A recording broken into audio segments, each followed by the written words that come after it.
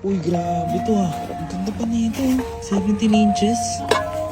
Check natin. To start this year, meron ako napulot sa basurahan na 17 inches JDM wheels. Bago pumasok sa trabaho, nakaugalian ko na pumupunta ako sa likod ng company namin kung saan nakalagay yung mga basura. At sakto, natsambahan ko tong 17 inches na rims na sobrang fresh pa. Sobrang nakakatuwa kasi first day pa lang ng trabaho.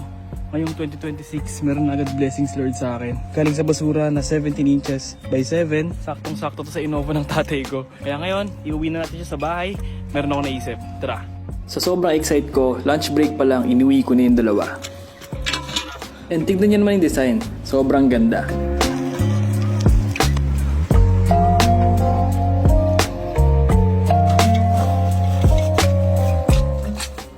Pagod. So ngayon, nauwi na natin yung dalawa. So lunch break ko lang ngayon, kaya yung dalawa inuwi ko na para mamayang hapon after ng trabaho ko, iuwi ko yung dalawa pa.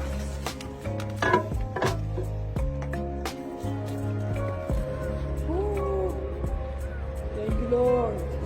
Pagkatapos ng trabaho, pumunta na ulit ako sa likod para kunin yung dalawa pang gulong. Ngayon, medyo mas mahirap kasi lumakas yung snow. So dito lang muna siya for now. So bukas, day off ko, sakto. So bukas ang gagawin natin, lilinisin natin siya para i-ready sa naisip kong gawin. So tara. Good morning today. Snowy day. Pero ngayong araw, naiuwi na natin yung 17 inches rim na 4 na piraso na nakuha natin sa basurahan. So ito na siya. So itong rims na to is a 17 inches rim na Risley VS. So, chinek ko yung specs niya. This is a Japan domestic market na rims. Gawa ng Weds Company or Weds Co. Ltd. Meron kasi kaming Toyota Innova sa Pilipinas and isa sa mga goal ko this year ay makabawi sa mga magulang ko. Kaya itong rims na to para sa tatay ko. Bali, ang gagawin natin ngayong araw, lilinisin natin siya, i-check natin kung may mga damage, saka natin siya ilalagay sa box.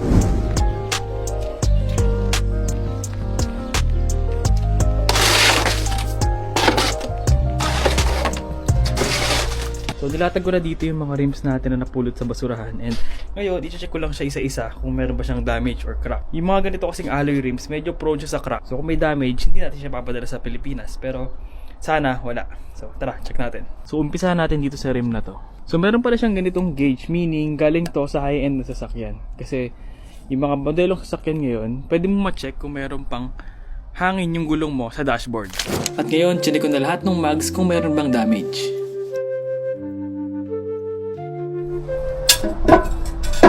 Yes! Walang problema. So tapos ko na i-check lahat ng rims kung mayroong problema and sobrang saya kasi wala talaga siyang problema. May mga minimum scratches lang or yung mga signs of use pero sobrang fresh pa nito. Sa Pilipinas siguro mga worth 20 to 30,000 pa to.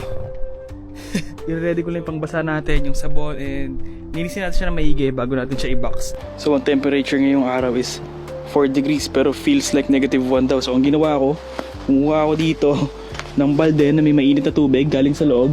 Ito yung sabon, bali Joy lang yung laman na ito. Ito, yung panando ko is mangkok. Kasi wala kaming tabo, shower lang kami dito sa Japan eh.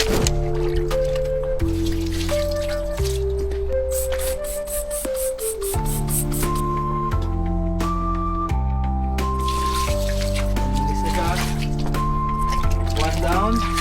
So kung mapapansin nyo, sobrang konting linis lang yung kailangan ko kasi sobrang fresh pa na itong rims na to. Na-excite na ako i-uwi siya sa Pilipinas.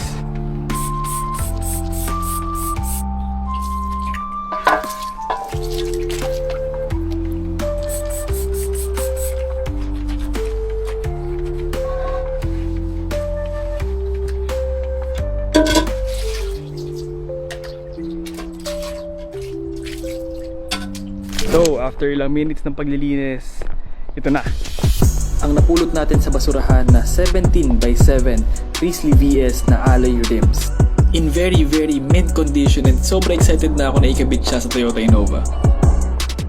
So ngayon, nai-ready na natin siya at bago ko i-box itong mga wheels na to, gusto ko lang i-take yung opportunity na to para sabihin sa inyo yung plano ko this year. So sometime this year, uuwi sana ako ng Pilipinas and isa sa mga plano ko ay pormahan or pagandahin pa yung Toyota Innova namin.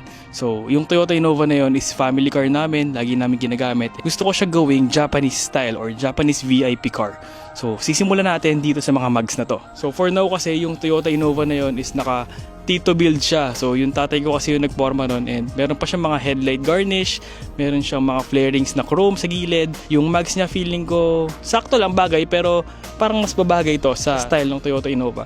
And since nandito nga ako sa Japan, ang gusto kong gawin is kuhain yung mga inspiration na nakuha ko sa mga ginagawa kong sasakyan ng mga VIP cars, and i-apply natin siya sa Toyota Innova namin. So bakit ba gusto ko pagandahin yung Toyota Innova? Family car nga yun, hindi yun sports car na kailangan bihisan o kung ano man. So last year kasi, hindi ko na plano yung year ko ahead, and ngayon, nakapagplano ako ng from January to December. So meron akong concrete plan kung paano ko siya i-execute. And bumili rin ako ng mga gears para sa content creation na ginagawa ko, tulad nitong camera na to.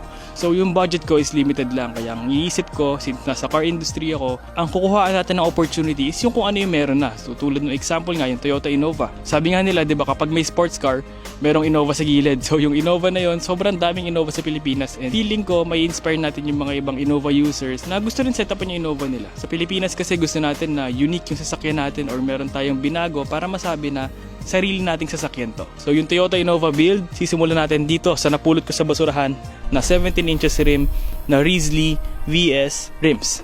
So ibabox natin to, and after 1 month darating siya sa Pilipinas, and pagdating niya sa Pilipinas, pagkakabit natin ng gulong sa kanya, ang una natin gagawin ay dadali natin siya kay Custom Misfits. So ang unang plano ko is lalagyan natin ng air suspension yung Toyota Innova, papafix natin yung fitment niya kay Custom Misfits, ilo-lower natin ng konti, and kung kailangan lagyan ng spacers, lalagyan natin ng spacers. At yung second is pupunta tayo kay Atoy Customs, and papalagyan natin ng captain seat yung Toyota Innova. At pagkatapos nun, pupunta tayo kay Nitro Fuse, papalagyan natin ng full exhaust yung Toyota Innova, and malalaman natin kung bakit nga ba importante na kailangan ipa-full exhaust yung sasakyan natin. And ang next natin na gagawin, pupunta tayo kay Dyno Pro para mapa-dyno tune yung Toyota Innova after malagyan ng full exhaust and intake system yung sasakyan. Sa Dyno Pro, malalaman natin kung bakit nga ba kailangan ipa-dyno tune or ipa-tuning yung sasakyan. Kahit na maganda naman yung takbo niya. Kung mas magiging fuel efficient ba siya or magiging mas malakas pa siya sa gas, malalaman natin doon. Yun lang muna yung mga i-share ko na plano ko for this 2026, and para maging possible yun, kailangan ko ng tulong nyo na ma-share yung video na to para umabot sa mga brand na pinakilala ko kanina.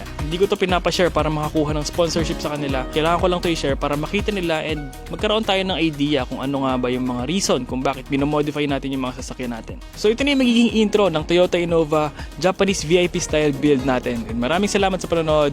See you on my next one.